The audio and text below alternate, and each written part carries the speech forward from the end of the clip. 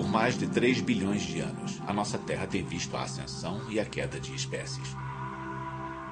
Ocupantes temporários de um mundo em mudança. Os vencedores desenvolvem traços novos e os perdedores tornam-se extintos.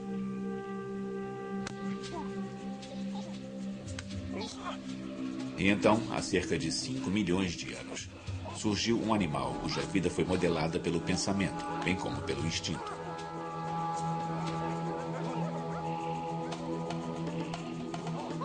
E a mente dessa criatura se expandiu, evoluiu para um novo ser radical, um ser humano. Mas como eles tornaram-se nós? Somente conhecendo-os, podemos conhecer verdadeiramente a nós mesmos e responder à pergunta mais importante de todas. Humanos. Quem somos nós? O nascimento da mente humana. Distribuição sinapse. Primeiro ato. Preparando o palco. Nós achamos que sabemos quem somos. Homo sapiens, a espécie mais inteligente e versátil da Terra. Muita coisa em nós é diferente dos outros animais. Nossa música, nosso movimento, nossas habilidades, nossas vozes e palavras. Somos espertos o bastante para viver em qualquer lugar do planeta Terra e até para sonhar com viagens a outros mundos.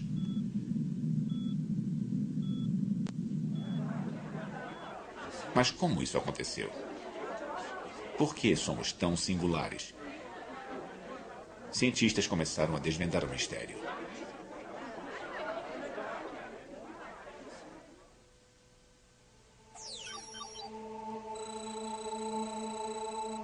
É uma história que começa na África, há mais de 3 milhões de anos.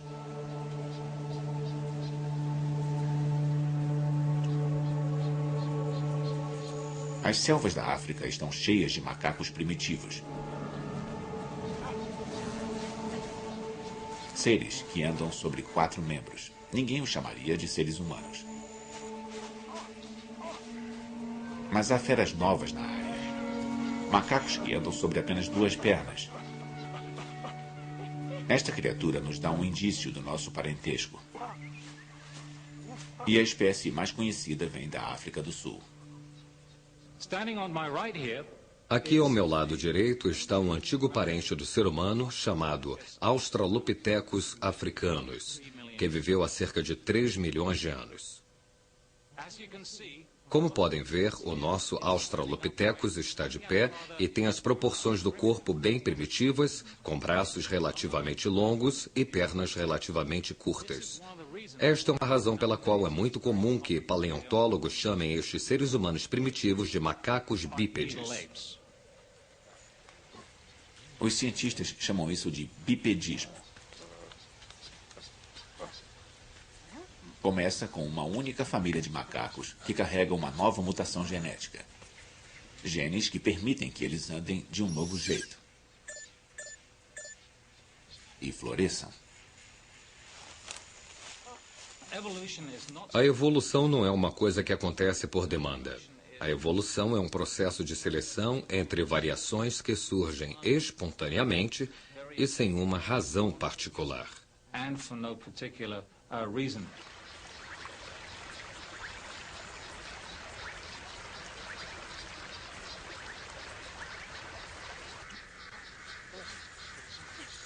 O andar em pé começa por acaso.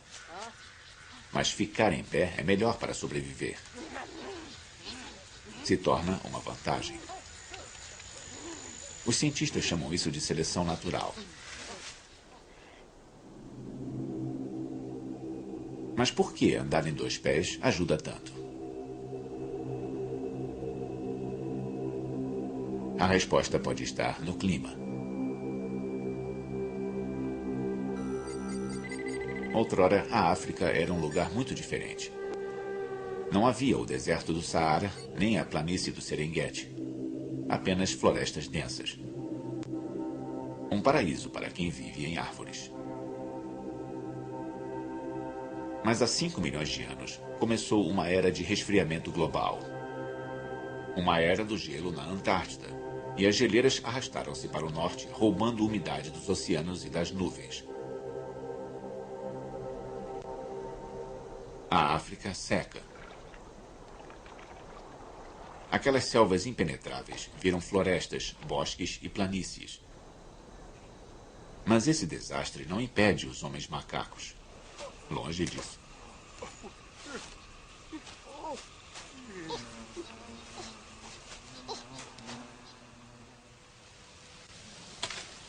Pistas para o seu sucesso podem ser encontradas na África do Sul, em seus ossos fossilizados.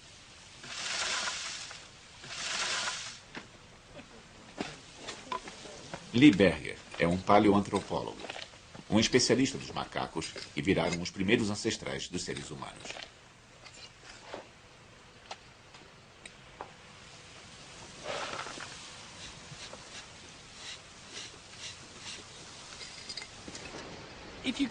Se a gente pudesse entrar numa máquina do tempo e voltar uns 3 milhões de anos, o meio ambiente em que nossos pequenos australopitecos viviam não seria muito diferente do que se vê à minha volta agora. Floresta partida, uma floresta mais densa, umas árvores muito grandes, mais arbustos muito densos e muita água no leito do rio. Nossos homens macacos passariam os dias se deslocando nesse meio ambiente, colhendo frutas das árvores, retirando coisas comestíveis do solo. Essa é a história da evolução humana. Adaptabilidade em muitos lugares diferentes.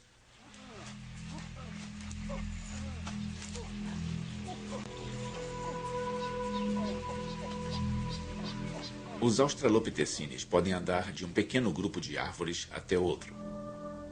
Eles são altos o bastante para ver o perigo por cima da vegetação. Estes esquisitos foram os sobreviventes. Mas a maior parte dos andarilhos, sobre 4 membros, não se adaptou. O encolhimento das florestas reduziu o seu suprimento de comida e os deixou expostos aos predadores velozes nos limites da floresta.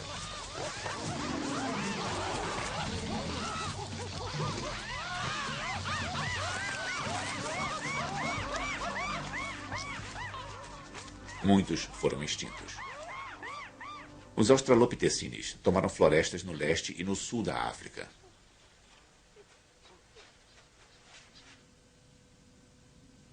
Foi um golpe de sorte na loteria da evolução.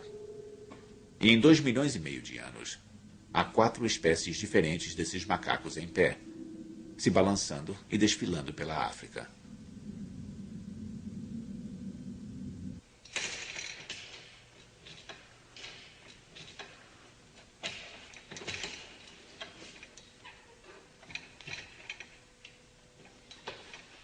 Nossos corpos detêm a mesma característica.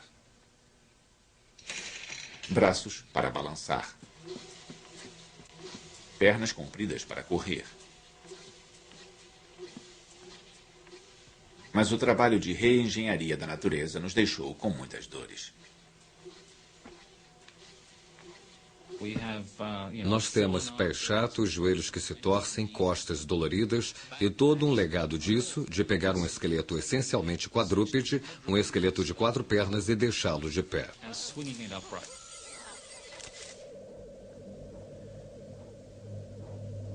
Sentimos dores, logo existimos.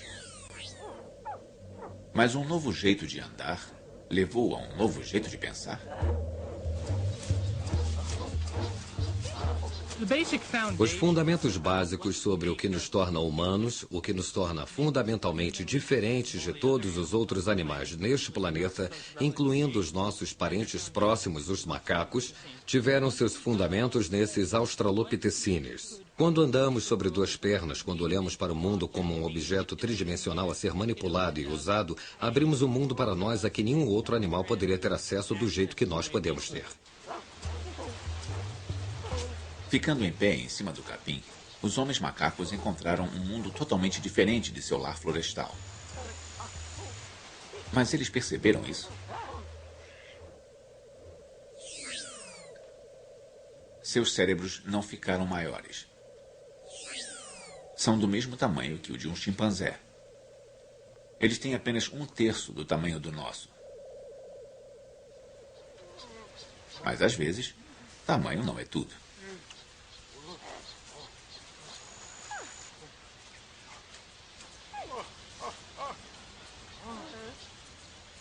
Na minha mão eu tenho o cérebro de um australopithecine e estamos tentando entender qual é a diferença entre este cérebro de australopithecine e o do chimpanzé. Esta área é uma pista-chave. Ela mudou para a parte de trás do crânio, deixando mais espaço na frente para o cérebro lidar com problemas novos. Isso permitiria ao animal reconhecer melhor os rostos, ter comportamentos sociais complexos, definir locais de alimentação, fontes de água. Na verdade, ele está expandindo a sua adaptação ambiental.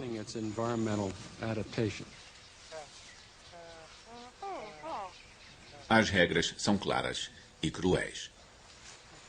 Usar a inteligência para ir a campo e comer rápido antes que alguma coisa o coma. Eles deviam estar em perigo constante.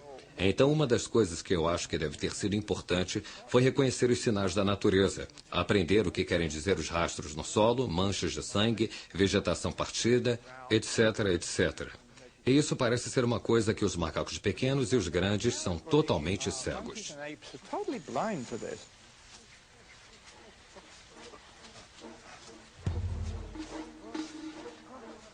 Foi assim que nós começamos. Um punhado de mutantes genéticos se deslocando de suas árvores pelas planícies abertas. Uma aventura arriscada que leva a um novo tipo de cérebro em um novo tipo de corpo. E isto é apenas o início da história humana.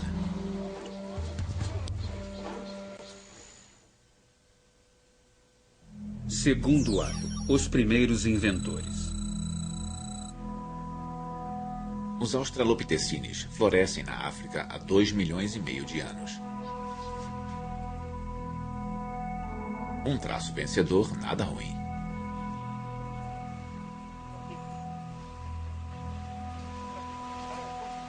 Mas então os homens macacos começam a morrer. E, de novo, eles podem culpar o clima.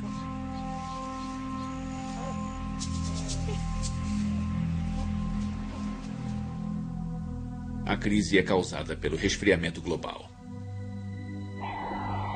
O Polo Norte congela pela primeira vez. Um novo ciclo de eras do gelo está começando. Para os macacos andarilhos da África, isto é um desastre.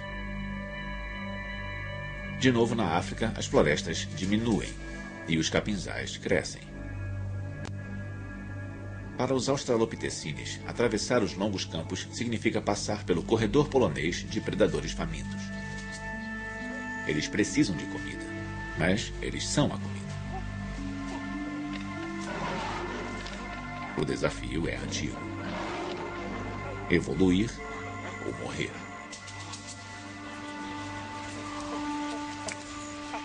Felizmente aparece uma nova mutação entre os homens macacos. E surgem criaturas com dentes e presas imensas. Elas comem castanhas e raízes duras. Este vegetariano durão, chamado robustus, é estudado pelo paleoantropólogo Rick Potts. O que temos aqui com o Robustus australopithecine é o que eu gosto de chamar de a máquina de mastigar na história de nossa família. Esta é uma espécie muito bem sucedida que tinha jeito para se adaptar às mudanças climáticas da época, a secagem da savana africana. Era uma criatura adaptada à savana, um especialista em habitats, mas muito bem sucedido nos meio ambientes daquela época.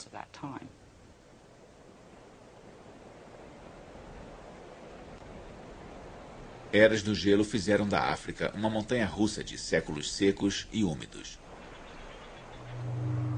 Fica difícil a vida para os comedores de raízes quando as plantas morrem.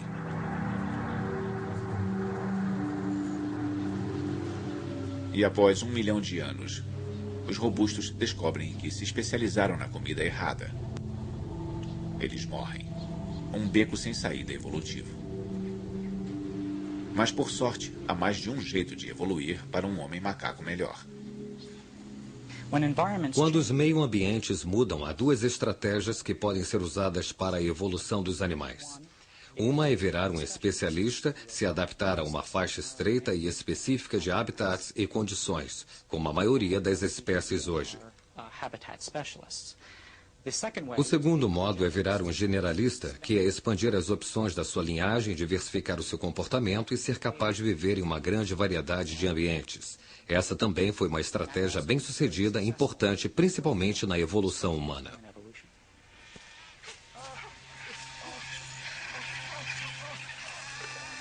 Ao mesmo tempo, uma outra espécie de Australopithecines está surgindo. Os generalistas, capazes de adicionar carne às suas refeições, seja fresca ou podre. Esta nova dieta transforma a África em um buffet aberto, chova ou faça sol. Comer carne muda tudo. Os carnívoros não precisam de quilômetros de intestinos para digerir plantas difíceis. Suas tripas encolheram e sua caixa torácica se apertou. É o nascimento da moderna linha da cintura. Este povo macaco está evoluindo para algo totalmente novo. Há muito mais proteína em um rato do que em uma raiz. Sobra o bastante para abastecer um aumento no tamanho do cérebro. Ele dobra. E o resultado é um ancestral humano que nós podemos reconhecer. O que temos aqui é o Homo erectus. É o que eu gosto de chamar de a máquina pensante na história da nossa família. Então temos a máquina de comer e a máquina de pensar. E podemos ver que sua cabeça dá muito menos ênfase em comer os alimentos difíceis da savana que estavam disponíveis na época e é mais propícia a desenvolver um cérebro grande.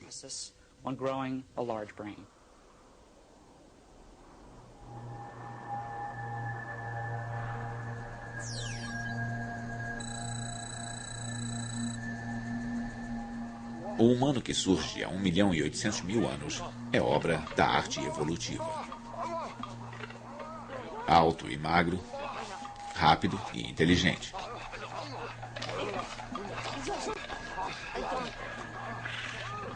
Um carnívoro que apoia-se em ferramentas para devorar suas refeições e em suas pernas quando os predadores tentam devorá-lo, fugindo mais rápido do que qualquer ancestral macaco.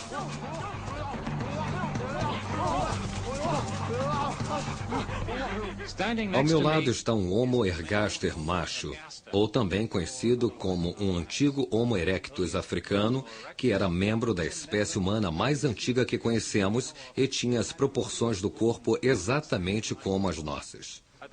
Eles tinham cérebros relativamente pequenos, com apenas metade do tamanho do nosso, mas um rosto reduzido e, em geral, pareciam muito mais conosco do que seus antecessores.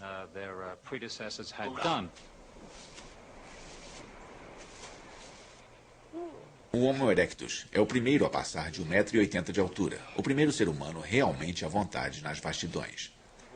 Caçador e saprófago, cuja dieta rica em proteína vai direto para a cabeça. Seu novo cérebro é o maior já visto entre os primatas.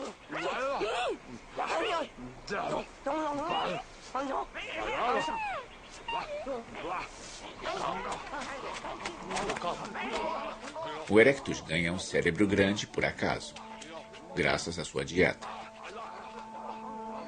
E isso resulta em um mundo de novas possibilidades.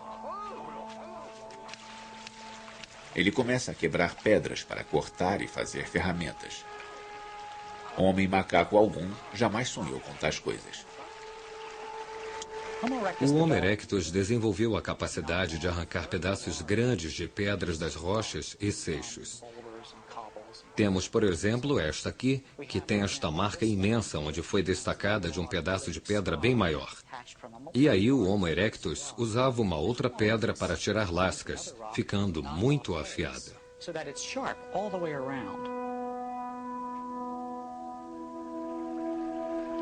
Este é o nascimento do homem tecnológico. Um ser que faz e usa ferramentas para estender seu alcance sobre o mundo. Com estas ferramentas de pedra, os primeiros humanos como o Homo erectus tinham a capacidade de fazer tudo o que os outros animais podiam fazer com os dentes.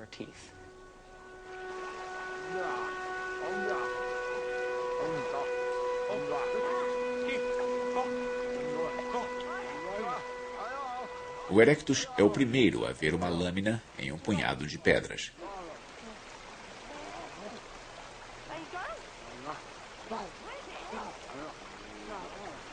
Para fazer essas ferramentas, o Erectus teve que entender como as rochas se quebram. Habilidades que se apoiam em um tipo especializado de inteligência humana totalmente novo, de acordo com o antropólogo Stephen Maiden.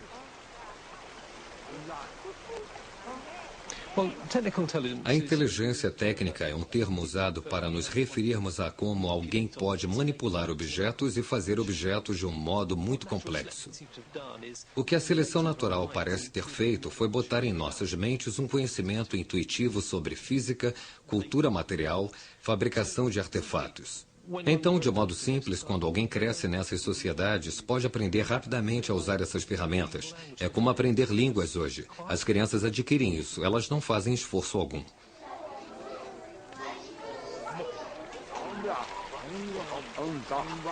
Podemos ver uma sombra de nós mesmos neste antigo prodígio das planícies africanas. Por exemplo, seus machados de mão parecem ter sido feitos por destros. Nenhum outro primata favorece uma das mãos em detrimento da outra. Na minha mão eu tenho o cérebro do Homo erectus. Esta é a parte frontal do cérebro. Esta é a parte traseira do cérebro.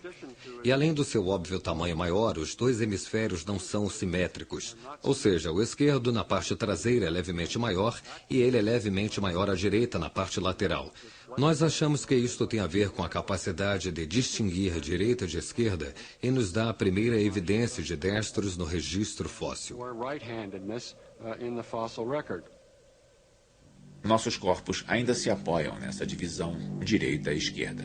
Isso permite que executemos movimentos complicados e tenhamos pensamentos além de qualquer outro animal. Nós achamos que os dois lados do cérebro fazem coisas diferentes. Por exemplo, se eu tento escrever uma frase, provavelmente estou usando mais o meu hemisfério esquerdo do que o meu hemisfério direito. Por outro lado, se eu estou pintando um quadro e tentando dar emoção e contexto a ele, é muito provável que eu vá usar o meu hemisfério direito para conseguir isso.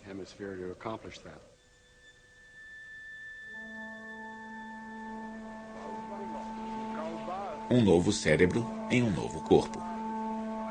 As primeiras partes da mente moderna estão surgindo.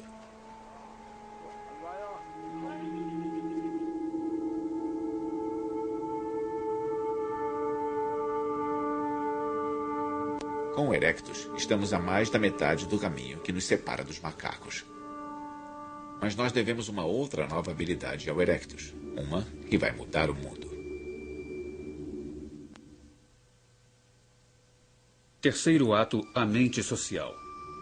O Homo erectus apoia-se em mais do que ferramentas para sobreviver nas planícies hostis e famintas da África. Ele é parte do cardápio africano e descobre que está mais seguro em grupos. Mas se aproveitar disso, requer um novo tipo de inteligência. Ter uma inteligência social, ser capaz de trabalhar com sucesso com outros, dar atenção aos problemas dos outros e aos seus sentimentos e suas emoções é muito importante para um grupo social bem-sucedido. A inteligência social é todo um pacote de habilidades mentais que permitem que alguém sobreviva e compita com sucesso dentro de um grupo.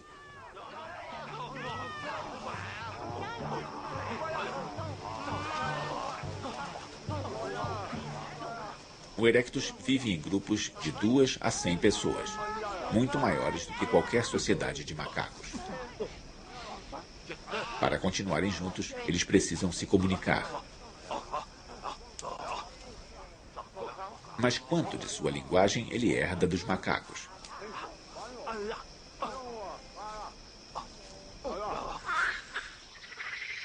Para os macacos, grandes ou pequenos, os gritos eram usados para avisar sobre um perigo iminente ou para fazer propaganda de sexo.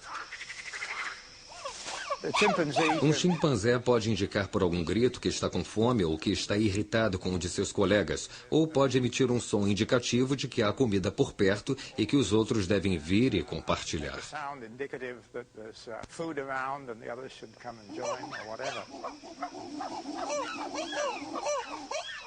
Os chimpanzés não formam frases com seus sons, nem contam histórias.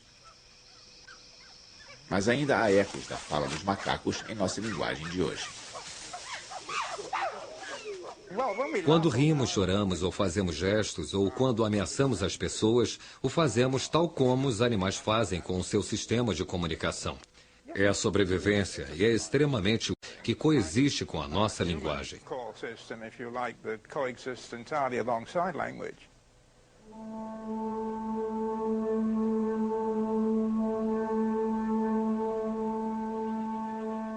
Enquanto grupos de Homo erectus vêm e vão, perambulando e se agrupando, eles evoluem para além da comunicação emocional, até a primeira linguagem humana primitiva.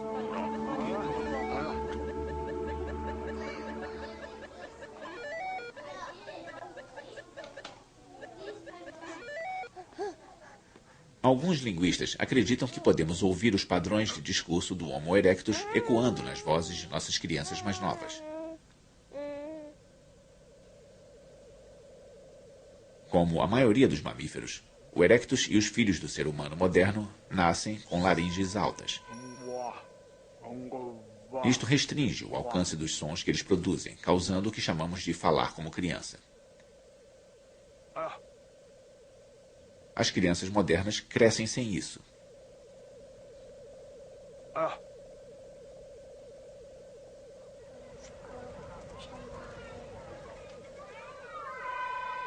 Aos 2 anos, a laringe de uma criança desce na garganta, abrindo espaço para os músculos que fazem a conversa de adulto. Mas para o erectus, o falar como criança pode ter durado uma vida. Mas sobre o que eles falavam? Quando vemos como usamos a linguagem hoje, a maior parte é fofoca. Falamos sobre relacionamentos sociais. Eu acho que há um bom argumento de que o nosso amor pela fofoca hoje é uma ressaca evolutiva e nos diz para o que a linguagem evoluiu originalmente. Esse elo com a conversa fiada é intrigante, mas o linguista Derek Bickerton acha que o Homo erectus tinha assuntos mais urgentes em mente. Eu sei que há uma escola de pensamento que alegava que a linguagem se desenvolveu para que os homens pudessem saber o que suas esposas estavam fazendo quando eles estavam fora caçando. Aí eles voltavam e suas mães diziam: "Ah, bem, enquanto você estava fora, sua esposa estava dormindo, etc, etc." É preciso muitas palavras para dizer isso. Não se pode dizer isso no nível básico.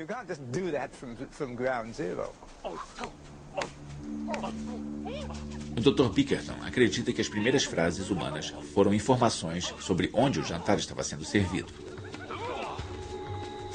Seria possível para um desses grupos de caça conseguir comida, trazê-la para os outros e contar como foi. É muito mais econômico se for resumido a uma palavra. Vocês podem vir com suas pedras e gravetos e afugentar as hienas. E pronto, comida para uma semana.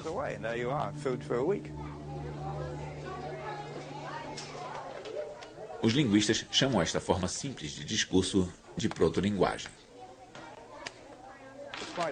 É bem provável que nos estágios iniciais do desenvolvimento da protolinguagem, o Homo erectus usasse o mesmo tipo de expressões de 2 palavras que as crianças muito jovens, as de menos de 2 anos, usam.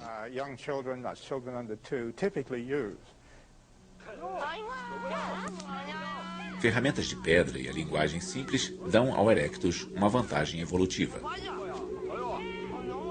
Ele sobrevive por bem mais tempo depois de todos os homens macacos terem sido extintos.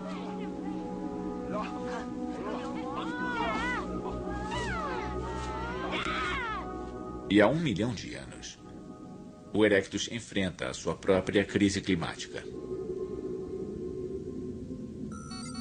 Uma grande série de eras glaciais, durando 90 mil anos de uma só vez, secou a África, criando as grandes savanas que conhecemos hoje. Mas há também décadas de clima de vapor úmido alternadas com a seca e o frio.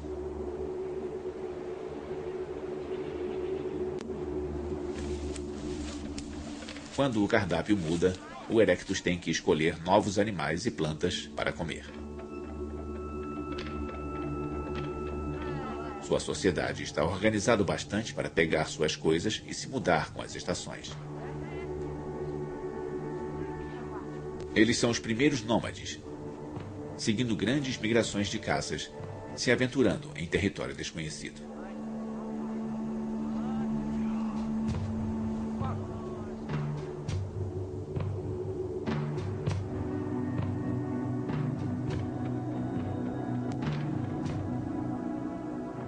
Século após século, alguns bandos pequenos foram para o norte, para fora da África e através da Ásia, movidos pela fome e pela curiosidade.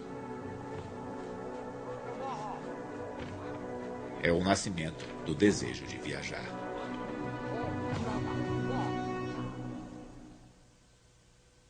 Quarto ato, o nascimento da primeira mente humana. Há 800 mil anos, o Homo erectus se tornou o primeiro humano a entrar na Europa, chegando pela Espanha. Mas enquanto o erectus se expande e explora, a evolução humana sofre uma parada.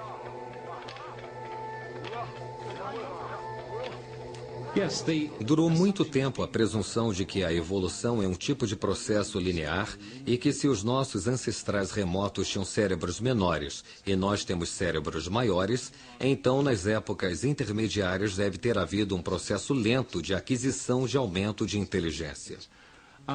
Um exame mais apurado mostra que não é esse o caso. A evolução tendeu, como todas as outras formas que conhecemos, a tomar um tipo de curso episódico.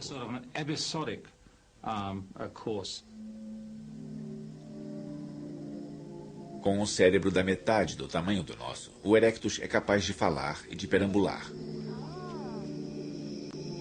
Mas ele faz as mesmas ferramentas pelo incrível período de 1 milhão de anos. Hoje, a tecnologia muda a cada dia. Mas para o erectus, a inovação é literalmente impensável. Uma parte da mente humana moderna não está lá. Mas isso vai mudar na Europa durante a Era do Gelo. O erectus encontra um mundo muito diferente de seu lar africano. Ele enfrenta a extinção na neve.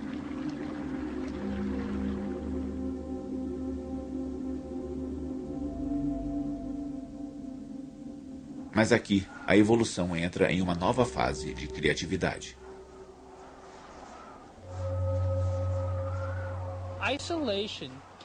O isolamento pode ser uma vantagem seletiva, permitindo que certos aspectos se sobressaiam em uma população e que essa população se expanda quando acabar o isolamento.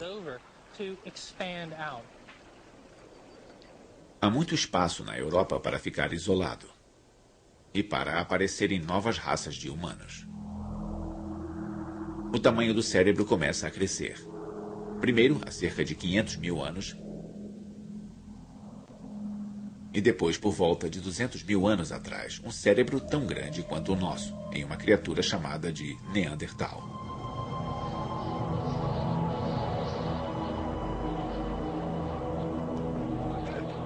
Hoje, frequentemente pensamos no Neandertal como um homem das cavernas rosnante e de andar pesado.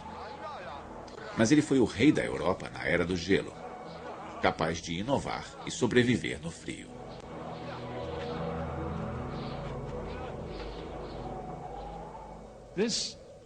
Este cavalheiro aqui à minha direita é o Neandertal. Como podem ver, ele é um pouco mais baixo do que eu, o que é muito típico dos neandertais europeus do período, mas tinha uma estrutura corpórea essencialmente moderna, embora seus ossos fossem muito pesados e suas juntas bem rangentes.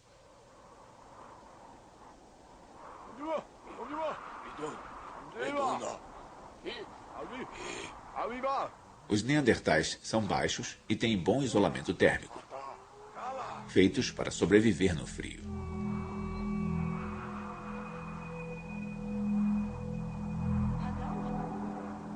Mas eles precisam enfrentar mais do que só o frio.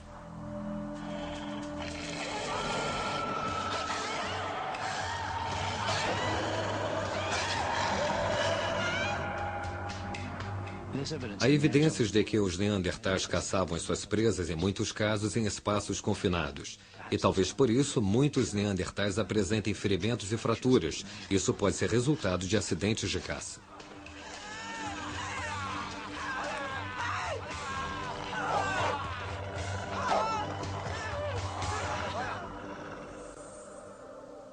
Mas como eles pensavam? Os esqueletos mostram muitas fraturas curadas, sugerindo que homens e mulheres com ferimentos terríveis podem ter sido mantidos vivos apesar de suas incapacidades. Evidências de que suas mentes eram capazes da compaixão.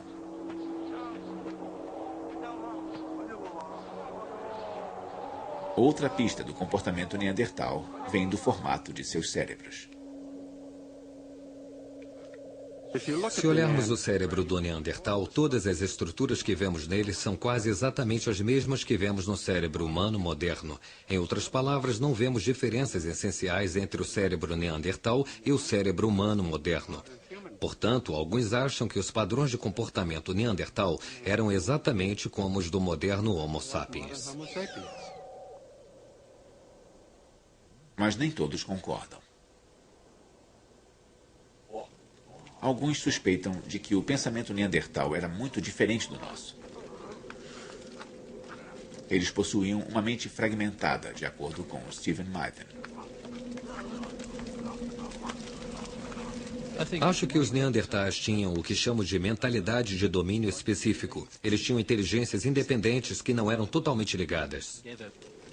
Para os neandertais, podia ser impossível fazer uma ferramenta e sonhar acordado ao mesmo tempo. Eu acho que de muitas formas os neandertais eram melhores para pensar sobre algumas coisas do que nós somos hoje. Acho que seus poderes de concentração deviam ter sido imensos. Quando estavam fazendo as ferramentas de pedra, não se distraíam, eles só faziam ferramentas de pedra. Os neandertais viveram tão recentemente que muitos cientistas acreditavam que eles deviam ser nossos ancestrais diretos. Uma teoria que agora pode ser testada.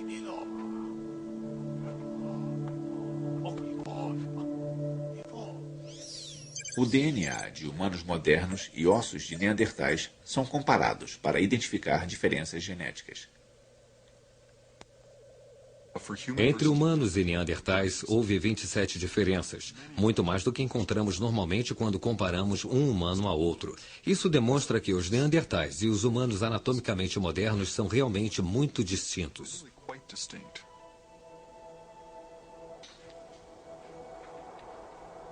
A velha teoria estava errada.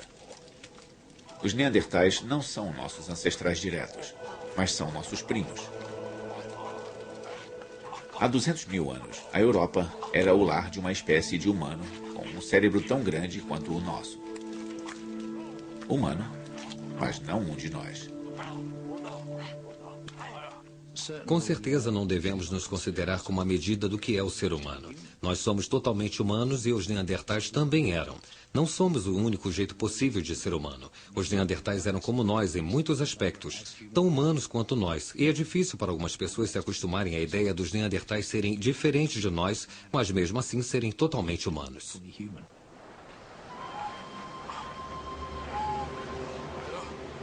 Então, de onde veio a nossa espécie e por que nós evoluímos?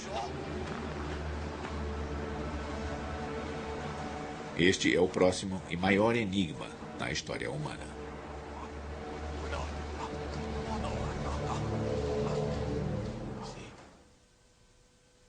Quinto ato, os primeiros seres humanos.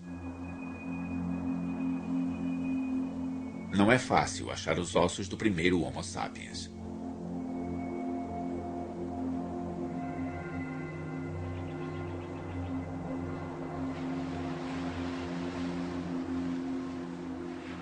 Até agora, a evidência mais antiga vem de uma caverna à beira-mar, perto da cidade do Cabo, na África do Sul.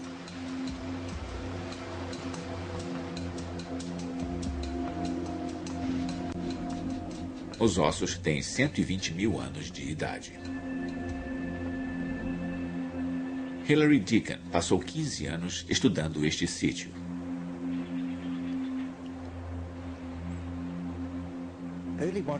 Os primeiros humanos são diferentes de seus predecessores por terem uma testa muito mais vertical, por terem queixo e vários aspectos cranianos anatômicos. Talvez eu possa explicar isso mostrando alguns dos fósseis. Este fóssil aqui é de um tipo de humano arcaico. Este é o famoso crânio Kubwe de Zâmbia, e ele é muito robusto em toda a arquitetura facial, com a região das sobrancelhas muito robusta. E se o compararmos a um humano moderno, e este é um exemplo, aqui temos uma testa muito mais vertical e a região das sobrancelhas levemente desenvolvida.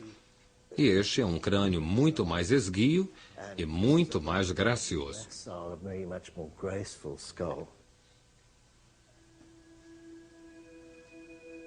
Em fragmentos de ferramentas e ossos, os pesquisadores procuram pistas da estrutura da sociedade humana.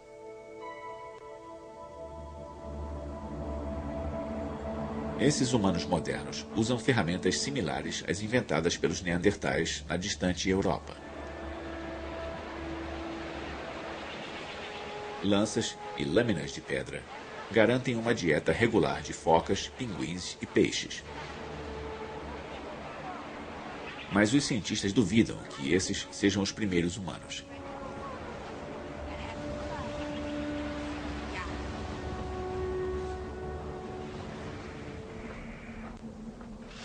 Até que ossos mais antigos sejam encontrados, o local de nascimento de nossa espécie é um mistério. Duas ideias surgiram. A primeira é chamada de teoria saído da África. Se for verdadeira, todos nós começamos aqui, em algum lugar das vastas planícies da África.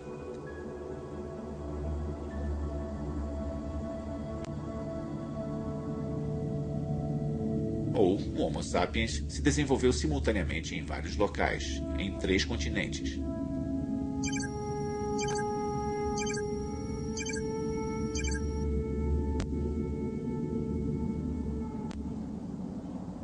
Por essa teoria, alguns neandertais na Europa evoluíram para formas modernas.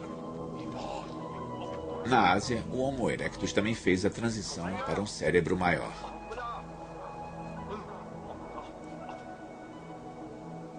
Três espécies na época, uma espécie agora. Se esta teoria multirregional for verdadeira, estes grupos separados teriam se deslocado, se encontrado, se acasalado e trocado genes até que todos os humanos da Espanha até Java virassem uma raça comum. Os geneticistas como Lynn Jordi são céticos. Um dos problemas reais da hipótese multirracial é que ela requer um número imenso de seres humanos na África, na Ásia e na Europa para permitir que o gene flua. Uma população muito pequena de humanos, 10 mil ou menos, não é o bastante para cobrir o globo em uma quantidade suficiente para permitir que o gene flua ao nível que seria necessário.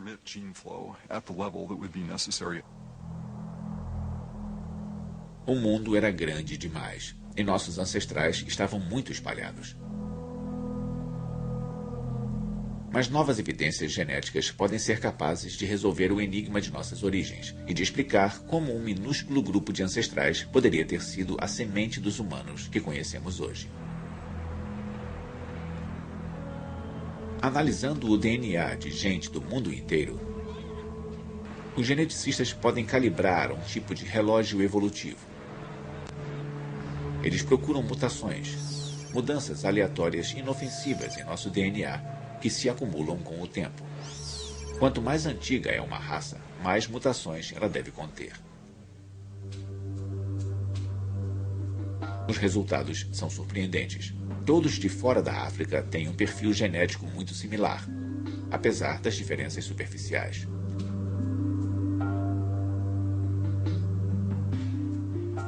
Mas o povo africano é diferente. Seu DNA contém uma variedade muito maior de mutações. A diversidade africana é substancialmente maior, significativamente maior do que a diversidade de fora da África. Isso é o que se esperaria em uma população mais antiga, a população original dos anatomicamente modernos seres humanos. Esta pode ser uma evidência de que os seres humanos modernos se originaram naquela população africana mais antiga. Saber que todos viemos da África nos aproxima mais de descobrir os nossos Adão e Eva evolutivos. Mas deduzir onde a humanidade começou não explica como a humanidade começou. Para achar essa resposta, temos que voltar à África há 150 mil anos. Há uma espécie humana primitiva aqui, descendente do Homo erectus. Estes seres são nossos ancestrais diretos. Eles evoluíram porque encontraram sérios problemas.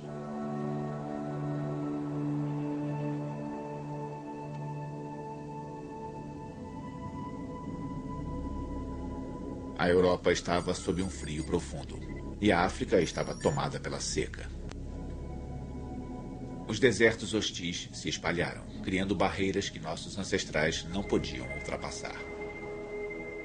Bandos ficaram presos e isolados nos litorais e em pequenas comunidades florestais. Os geneticistas suspeitam que ocorreu uma nova mutação que mudou tudo. O que tornou os modernos humanos especiais tem a ver com as nossas habilidades mentais. E isso foi provavelmente um novo fato mutacional que aconteceu. E aconteceu em um certo lugar e em um certo tempo. E aí, provavelmente, houve essa pequena mudança genética.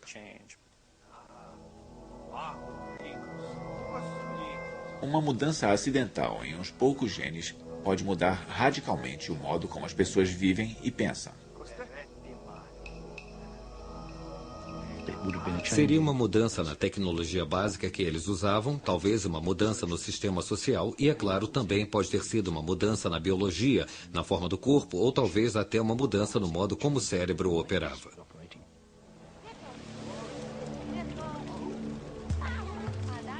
Alguma coisa nova apareceu na Terra.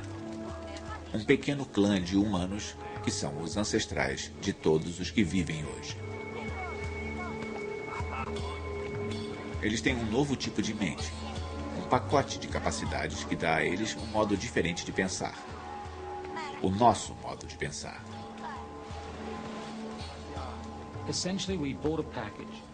Essencialmente, nós compramos um pacote. Exatamente o que era esse pacote nós não sabemos ao certo, mas ele tem muitas dimensões que ainda estamos descobrindo.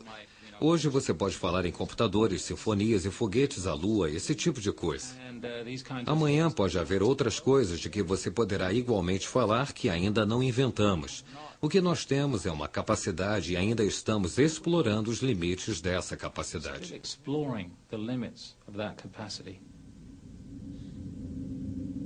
A nossa espécie e a nossa mente levaram 5 milhões de anos para evoluir. Durante a maior parte da história, fomos homens com aparência de macacos. Mas então, quase no último minuto, os primeiros humanos realmente inteligentes aparecem como neandertais e, um pouco depois, como nós mesmos. Os primeiros Homo sapiens são a mais jovem das espécies humanas. Mas eles não estão sozinhos. Na Europa, os neandertais continuam sua luta para sobreviver na Era do Gelo. Na Ásia, o Homo erectus ainda está se fortalecendo.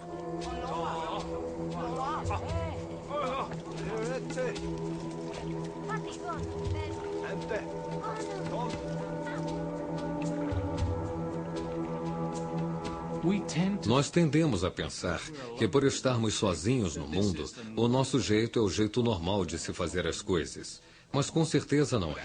Se olharmos para trás, para os registros fósseis, descobrimos que há várias espécies dividindo o meio ambiente e, com certeza, dividindo o mundo umas com as outras.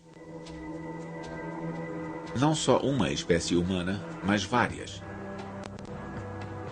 Logo, elas vão se unir em um confronto que vai decidir o destino da nossa espécie e transformar o mundo. Versão brasileira MG Studio.